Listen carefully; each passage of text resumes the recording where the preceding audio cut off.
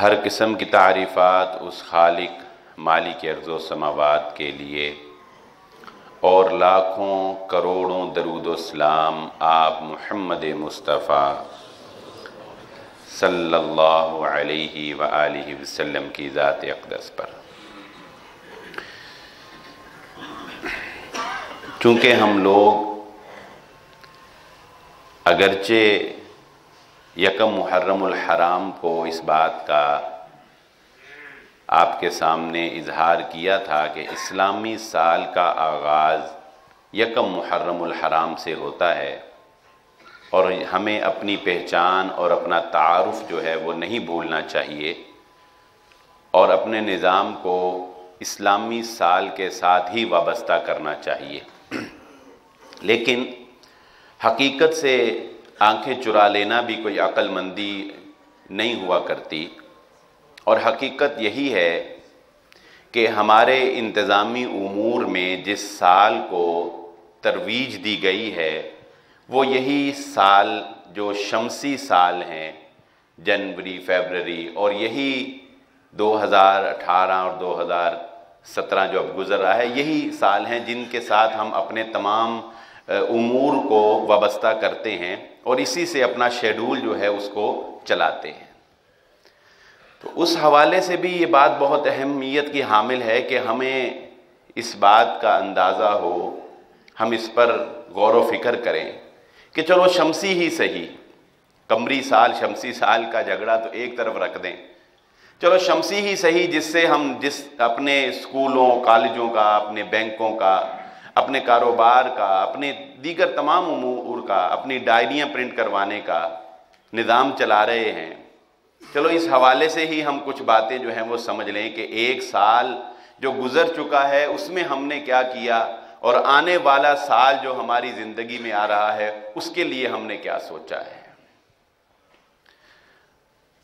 صرف یہی کہ جب کفار یکم تاریخ کو شراب نوشی کی محافل میں اور زنا میں مصروف ہوں اور وہ آتش بازی سے آسمان کو سجا رہے ہوں، اس وقت ہم بھی فیس بک کے اوپر اور واٹس ایپ کے اوپر اور تمام سوشل میڈیا ذرائع کو استعمال کرتے ہوئے اپنے مسلمان بھائیوں کو ہیپی نیو ایئر کا میسج بھیج دیں، اور ہم سمجھیں کہ ہم نے بہت اخلاقی ظرف کا مطالعہ جو ہے اظہار کیا ہے، ہمارا اخلاق بہت اچھا ہے کہ دیکھو ہم سب کو وش کر رہے ہیں نیا سال، نئے سال کی آمد، ہم سب کو ہیپی نیو ایئر کہہ رہے ہیں، اور یہ اس بات کا احساس و ادراک ہی نہ ہو کہ ہمارے نبی محمد الرسول اللہ صلی اللہ علیہ وآلہ وسلم نے لمحہ لمحہ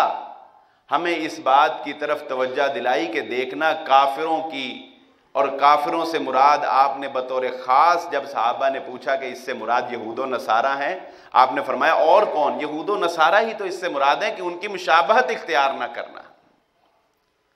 مشابہت ان امور میں نہیں ہوتی کہ کافر منرل واٹر پیتے ہیں تو ہم بھی جو ہے وہ منرل واٹر نہ پئیں، یا انہوں نے کوئی ہائیڈروجن بم بنایا ہے تو ہم بھی نہ بنائیں کہ ان کی مشابہت نہیں ہوگی اور نہیں کرنی چاہیے۔ نہیں، مشابہت انہی امور میں ہوتی ہے جو ان کی مذہبی، جو ان کے شعار ہیں، جو ان کی عبادات ہیں، جو ان کے مخصوص تہوار ہیں، جو ان کا مخصوص لباس ہے، جو ان کے مخصوص عادات ہیں، جن کو وہ رائج کرتے ہیں، جن کو وہ شعار کے طور پر اپناتے ہیں، مسلمانوں کو یہ اجازت نہیں ہے کہ وہ ان میں ان کی پیروی کرنے کی کوشش کریں۔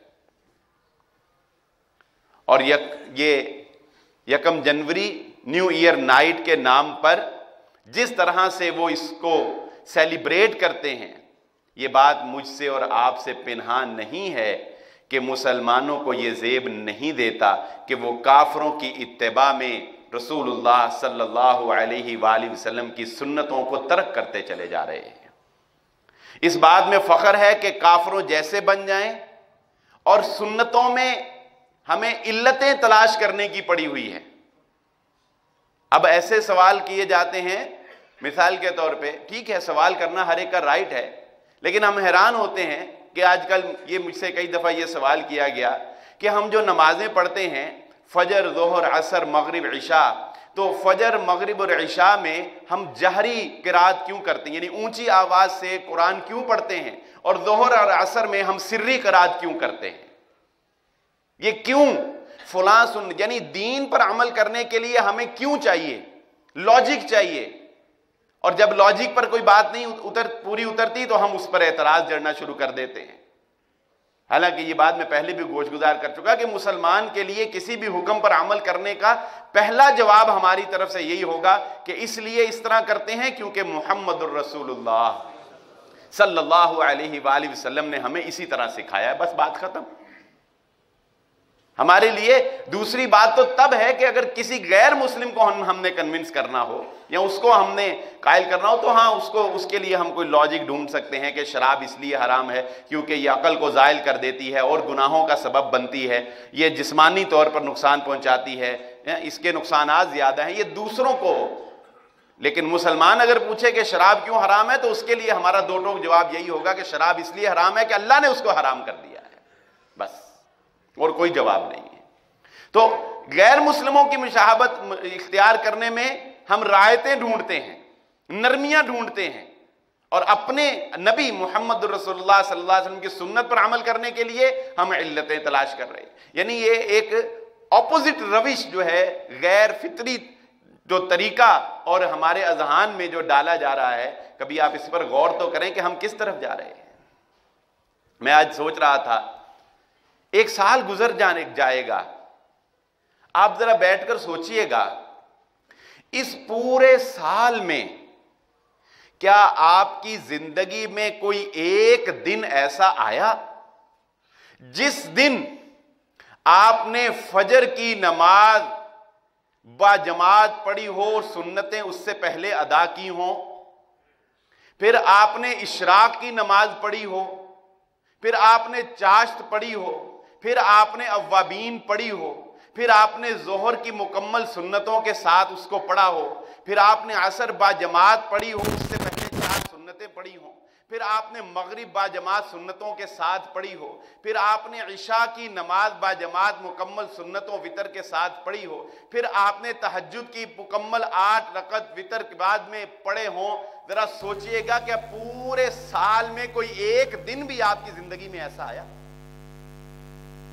یقین مانیے بہت سے لوگ آپ کو مل جائیں گے، اکثریت ان لوگوں کی ملے گی جن کا جواب نفی میں ہوگا، جو کہیں گے کہ واقعی سارا سال گزر گیا اور پورے سال میں میری زندگی میں ایک دن بھی ایسا نہیں آیا کہ جس دن میں نے فرائض سے بڑھ کر محمد الرسول اللہ صلی اللہ علیہ وآلہ وسلم کی زندگی میں آنے والی تمام سنتوں کے اوپر عمل کیا، اور پھر اس میں اضافہ کرتے چلے جائیں۔ کیا کوئی دن ایسا آیا جس دن ان ساری سنتوں، یہ تو عبادات تھی نا، چلو عبادات کو سے ایک سٹیپ ہم آگے جائیں، کیا کوئی زندگی میں ایسا دن آیا جس دن عبادات کے ساتھ ساتھ ہم نے عملی طور پر اخلاقیات کا بھی مظاہرہ کیا ہو، کہ ہم نے ان عبادات کو بھی مکمل کیا ہو، اور پھر میں نے اس دن کوئی صدقہ بھی کیا ہو، میں نے اس دن کسی مریض کی تیمارداری بھی کی ہو، میں اس دن اگر کوئی فوتگی ہو گئی تھی تو جنازے میں بھی گیا اور ایک قرات جنازے میں حاصل کیا اور اس کے بعد قبر تک گیا اور اس کو دفنا کے آیا، میں نے اس دن کسی یتیم کے سر کے اوپر ہاتھ رکھا ہو، میں نے صلہ رحمی کی ہو، میں کسی اپنے رشتہ دار کو صرف اس لیے ملنے گیا ہوں کہ میرے نبی محمد الرسول اللہ صلی اللہ علیہ وآلہ وسلم نے صلہ رحمی کی تلقین کی ہے۔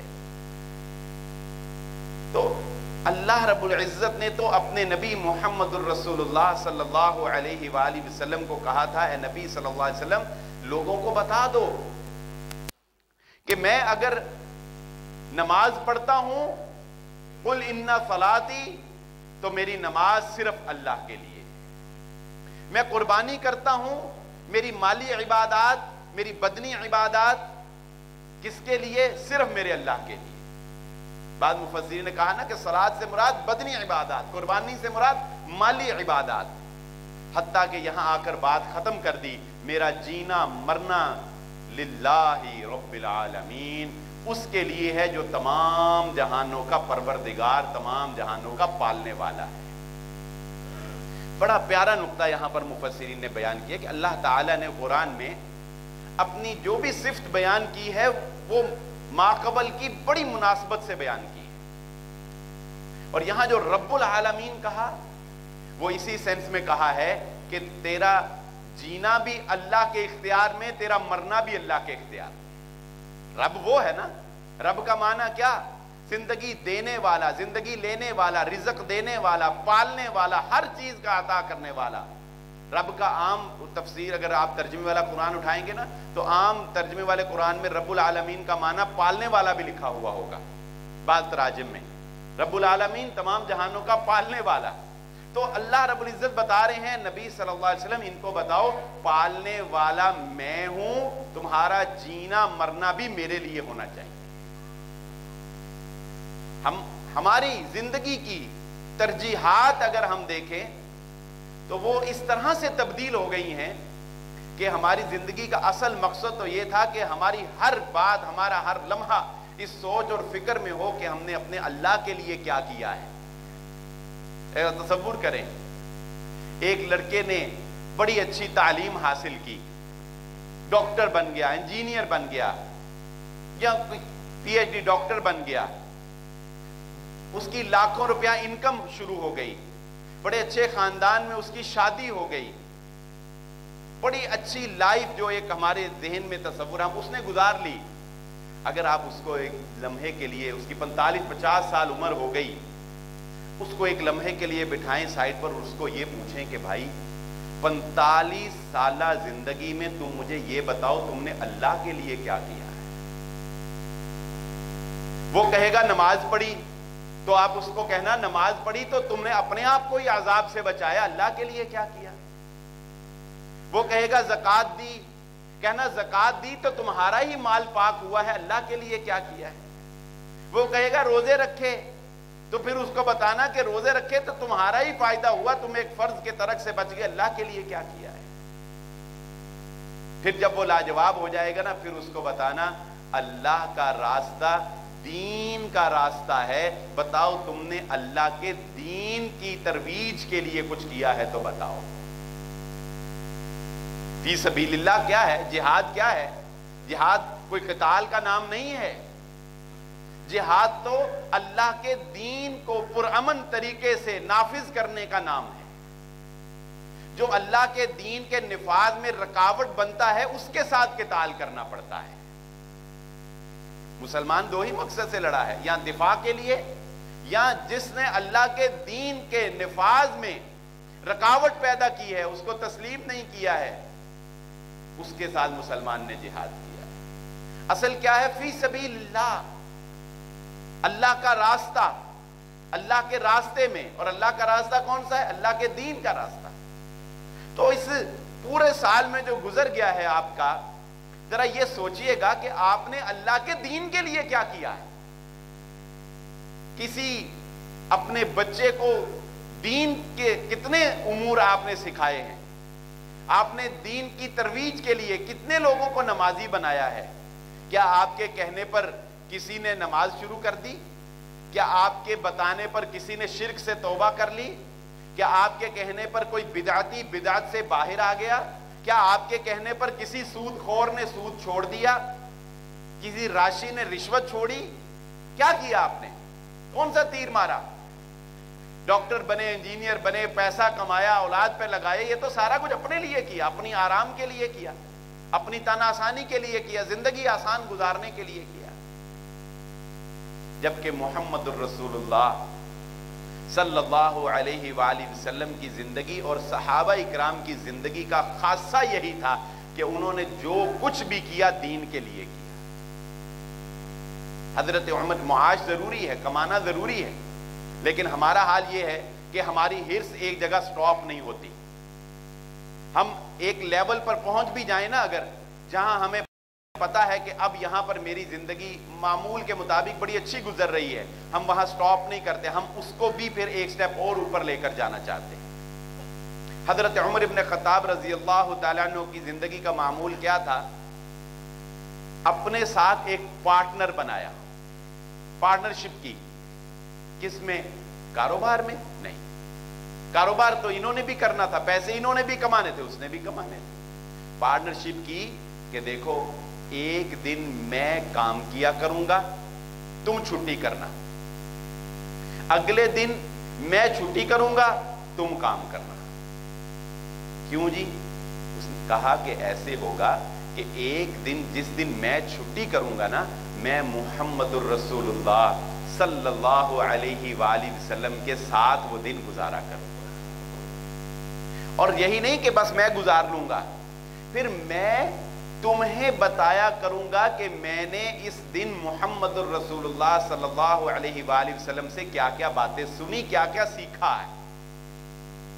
फिर एक दिन तुम छुट्टी करना और तुम मुहम्मदुर रसूलुल्लाह सल्लल्लाहु अलैहि वसल्लम के साथ जिंदगी गुजारना, और फिर तुम मुझे आकर बताना कि मुहम्मदुर रसूलुल्लाह सल्लल्लाहु अलैहि वसल्लम की पूरे दिन की तरीकाकार, आपका मामूल जिंदगी क्या था।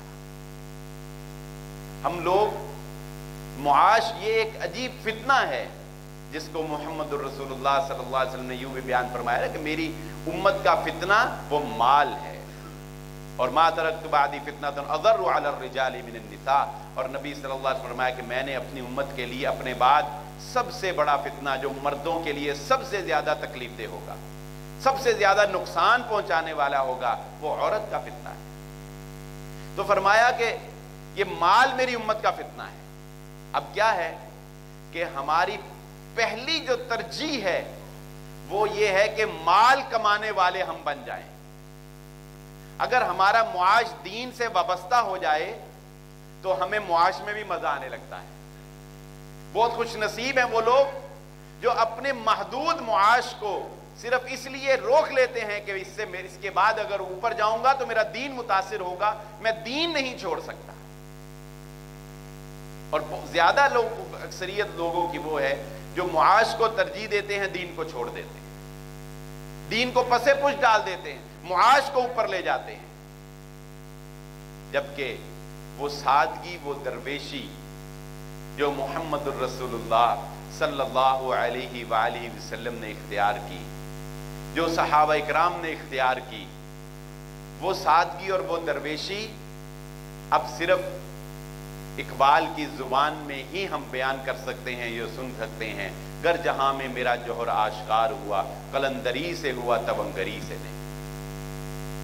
उसने कहा गर्चे जर भी है जहां में काजियुल हाजात, माना के माल से भी बहुत से काम हो जाते हैं। अगरचे जर भी है जहां में काजियुल हाजात, माना के माल से भी, इकबाल ने कहा माना मैं मानता हूं कि माल से भी बहुत से काम हो जाते हैं, मगर ऐ मुसलमान गर जहां में तेरा जौहर आश्कार हुआ, कलंदरी से हुआ तवंगरी से नहीं। अगर तुझे दुनिया में कभी तरक्की मिली है तो वो दरवेशी और सादगी की वजह से मिली है, तुझे कभी भी मालदारी की वजह से दुनिया में तरक्की नहीं मिलेगी, कभी नहीं मिलेगी। तो आइए जरा हम इस पहलू पर रोशनी डालें और हम इस पहलू पर गौर व फिक्र करें कि काफिरों की मुशाबहत में हमें खुशी क्यों होती है और मुहम्मदुर रसूलुल्लाह सल्लल्लाहु अलैहि वसल्लम की सुन्नतों पर अमल करने में हम पीछे क्यों पड़े जा रहे हैं, हमें तकलीफ क्यों हो रही है, छोटी छोटी सुन्नतों को हम मामूली क्यों समझ रहे हैं। बहुत सी तो ऐसे ही हैं जिनका हमें इल्म ही नहीं और जिन पर कभी साल हा साल अमल ना किया होगा। ये भी एक हकीकत, बहुत सी सुन्नतें ऐसी हैं जिन पर साल हा साल कभी हमने अमल ना किया होगा। मिसाल के तौर पर अल्लाह के नबी सल्लल्लाहु अलैहि वसल्लम की सुन्नत मुबारका थी कि आप सल्लल्लाहु अलैहि वसल्लम रात को अगर बेदार होते तो अल्लाह के नबी सल्लल्लाहु अलैहि वसल्लम मिसवाक फरमाया करते थे, मिसवाक किया करते थे।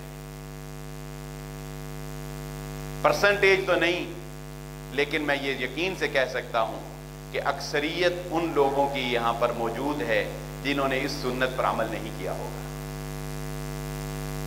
नबी सल्लल्लाहु अलैहि वसल्लम की सुन्नत मुबारका थी, आप सल्लल्लाहु अलैहि वसल्लम फजर की नमाज की 2 सुन्नतें अपने घर में अदा किया करते थे और उसके बाद अल्लाह के नबी सल्लल्लाहु अलैहि वसल्लम जाए नमाज के ऊपर ही दाएं करवट लेट जाया करते थे। ये आप सल्लल्लाहु अलैहि वसल्लम की एक सुन्नत है, अल्लाह के नबी सल्लल्लाहु अलैहि वसल्लम का एक तरीका है। अल्लाह के नबी सल्लल्लाहु अलैहि वसल्लम सोने से पहले नबी सल्लल्लाहु अलैहि वसल्लम ने तलकीन फरमाई, बावुजू होकर सोना चाहिए।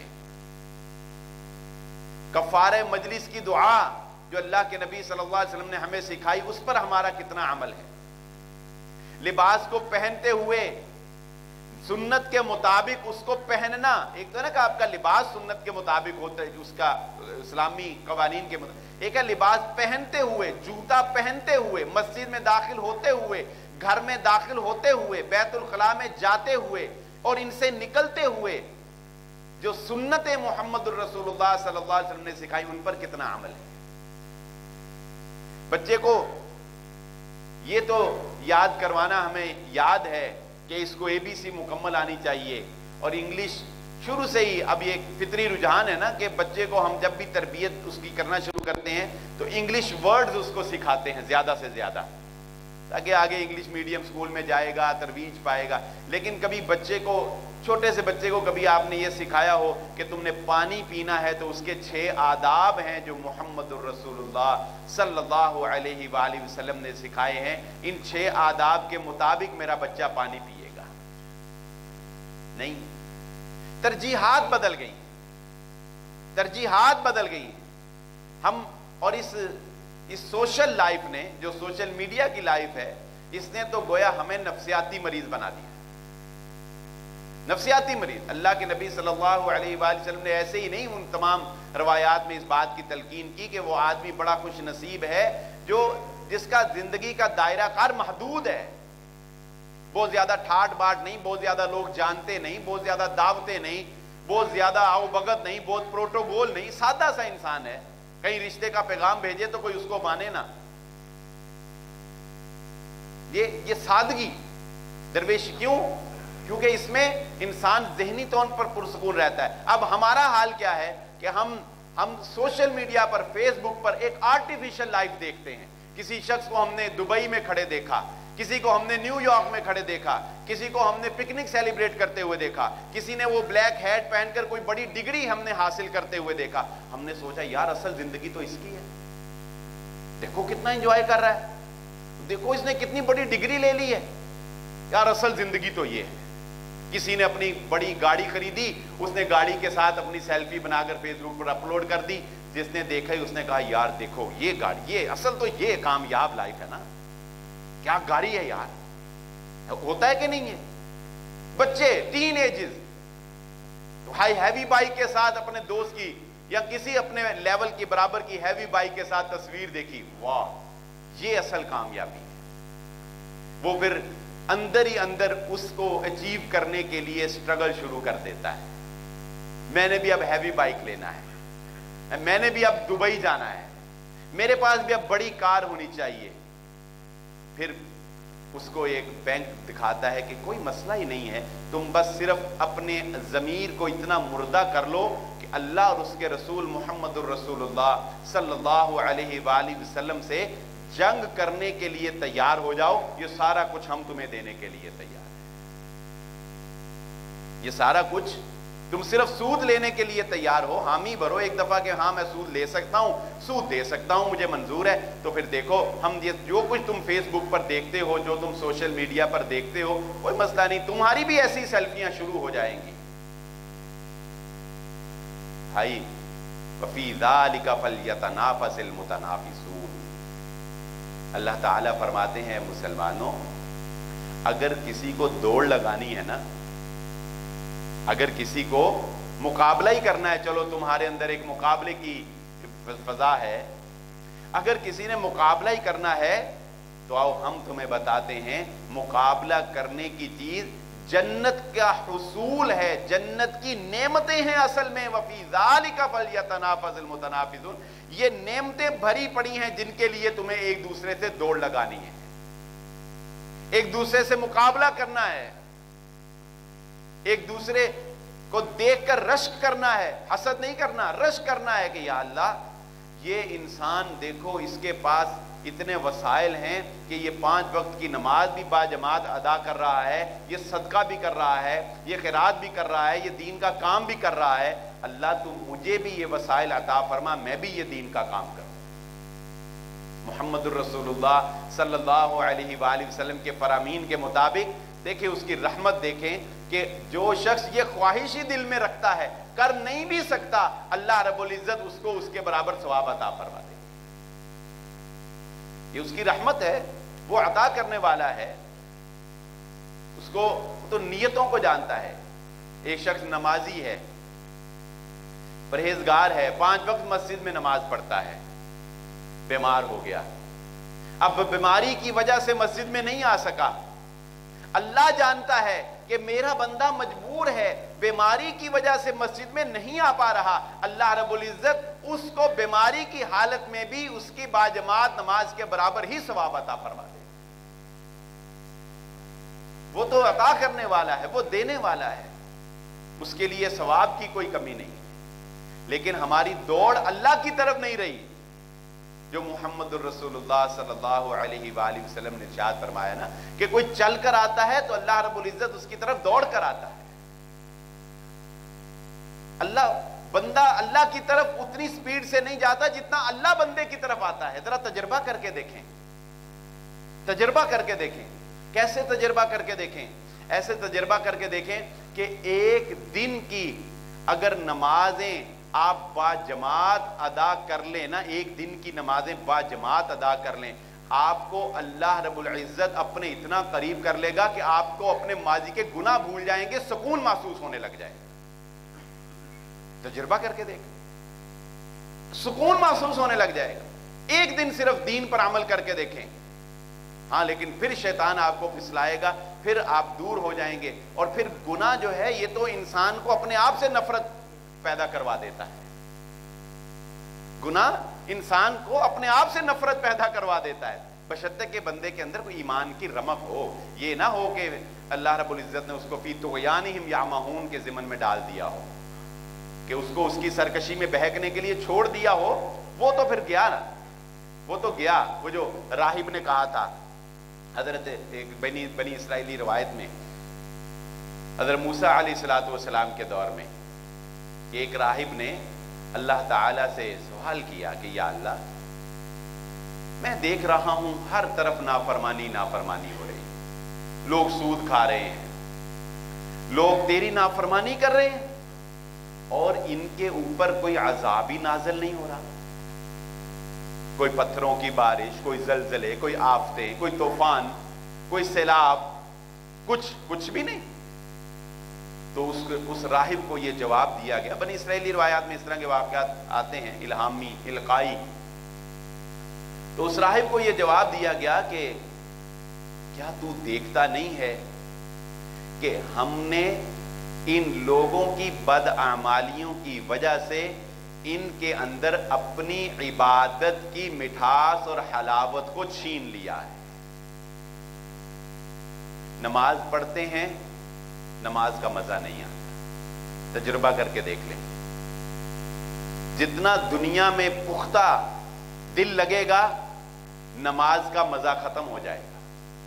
نماز آپ پڑھیں گے لیکن ذہن میں وہی خیال آنا کوئی بری بات نہیں ہے، کوئی گناہ گار ہونے کی علامت نہیں ہے کہ اگر کسی کو خیال آئیں، تو خیالات صحابہ کو بھی آتے تھے کیونکہ اس پہ کنٹرول نہیں ہے، لیکن نماز میں توجہ نہیں ہوگی، نماز اپنے ثمرات تمہارے سامنے نہیں رکھے گی۔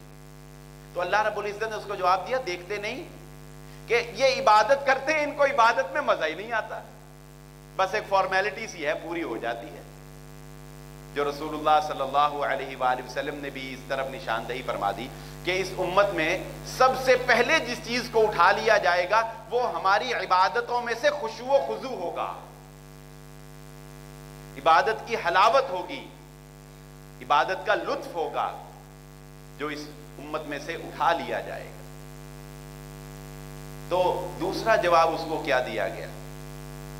اس نے اللہ رب العزت نے اس کو دوسرا جواب دے دیا کہ دیکھتے نہیں تم کہ یہ لوگ گناہ کر رہے ہیں اور ہم نے ان کو ان کے گناہ پر खुश रखा हुआ है।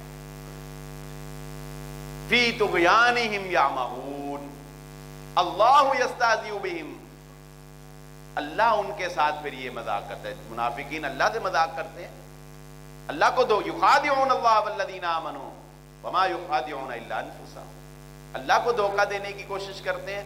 अल्लाह ताला फरमाते हैं देखते नहीं, जो सूद खा रहा है समझता है मैं बड़ा कामयाब हूं, जो रिश्वत ले रहा है समझता है बड़ी अच्छी लाइफ गुजार रहा हूं, जिसने विरासत पे कब्जा किया हुआ है समझता है मुझसे ज्यादा ताकतवरी कोई नहीं, जो 4 कत्ल करके भी दंदनाता फिर रहा है वो कहता है मुझे कोई हाथ लगा कर दिखाए, मेरे से ज्यादा ताकतवरी कोई नहीं।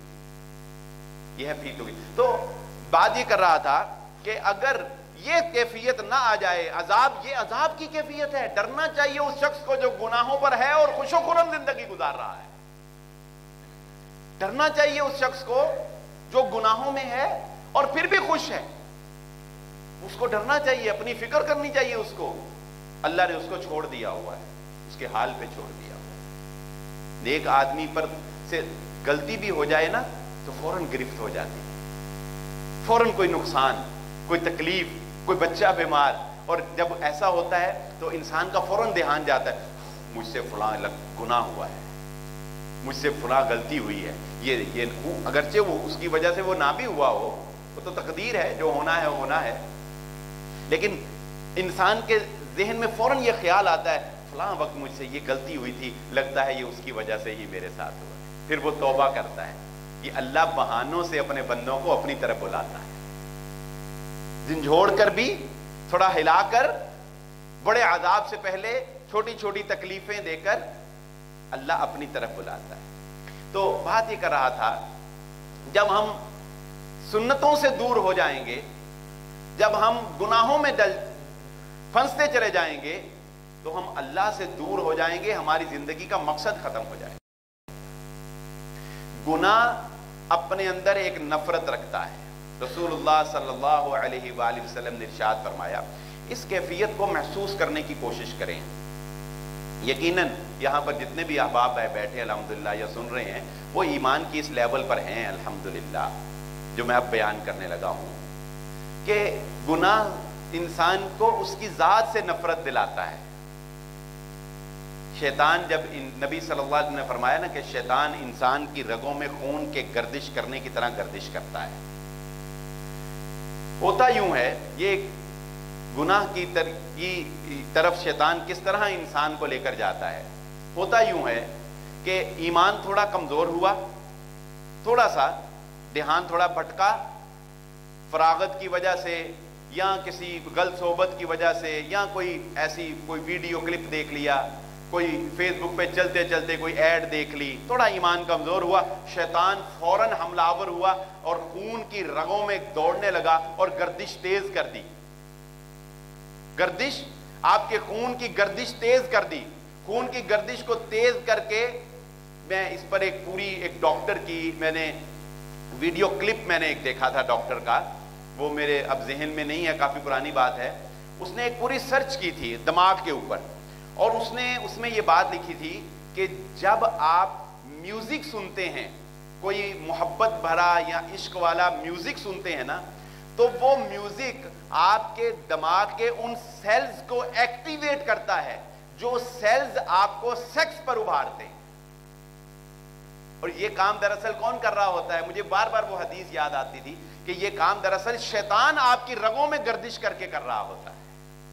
अच्छा, आपके खून को उसने तेज कर दिया, गर्दिश तेज कर दी, आपका रुझान दीन, मौत से, आखिरत से, अल्लाह से थोड़ा दूर हो गया, कम हो गया।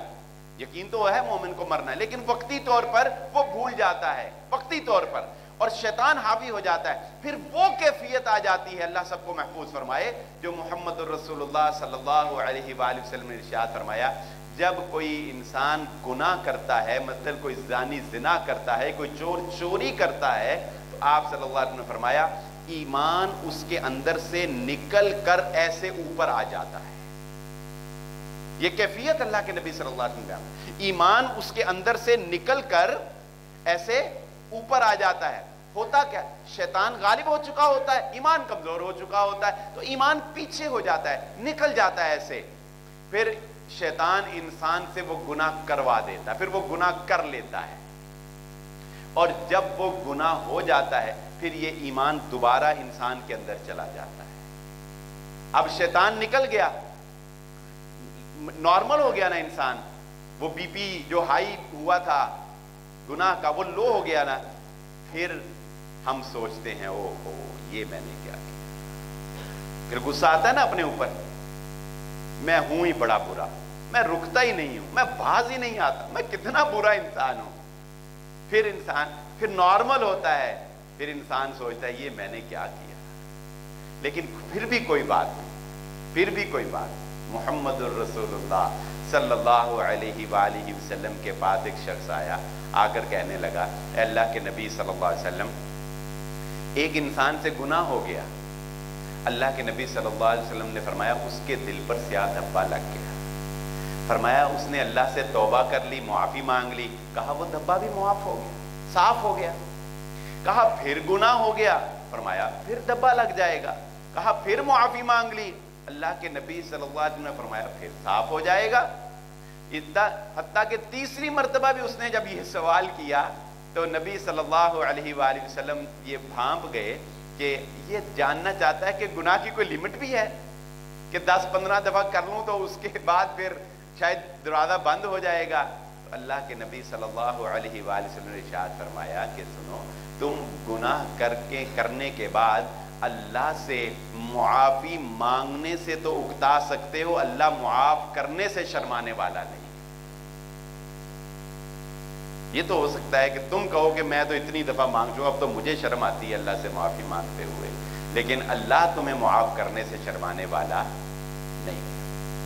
اپنی یہ سال جو گزر گیا ہے گفتگو کا لب لباب اور خلاصہ آپ کے سامنے رکھ دوں، قل ان صلاتی و نسکی و محیای و مماتی للہ رب العالمین۔ یہ سال جو گزر گیا ہے اپنی زندگی میں بیٹھ کر سوچئے گا کہ میں نے نبی صلی اللہ علیہ وآلہ وسلم کی سنتوں پر اس سال میں کتنا عمل کیا ہے، میں نے دین کی ترویج کے لیے کیا کیا ہے، میرے گناہوں کا معیار، میرے گناہوں کا پلڑا اس گزشتہ سال میں جو میں گزار چکا ہوں کس لیول پر رہا ہے، میری نیکیاں کس لیول پر رہی ہیں، میرا مال کمانا جو ہے اس میں تو میں بہت ترقی کر چکا ہوں، لیکن کیا اس کے مد مقابل میں نے اپنی آخرت کے لیے بھی کچھ کیا ہے یا نہیں کیا ہے، میں گناہ میں کیوں اتنا بے دریغ ہو گیا ہوں، کیوں اتنا بے باک ہو گیا ہوں، اور نیکی میں مجھے مزہ کیوں نہیں آ رہا، نیکی میں میری حلاوت کیوں نہیں ہے،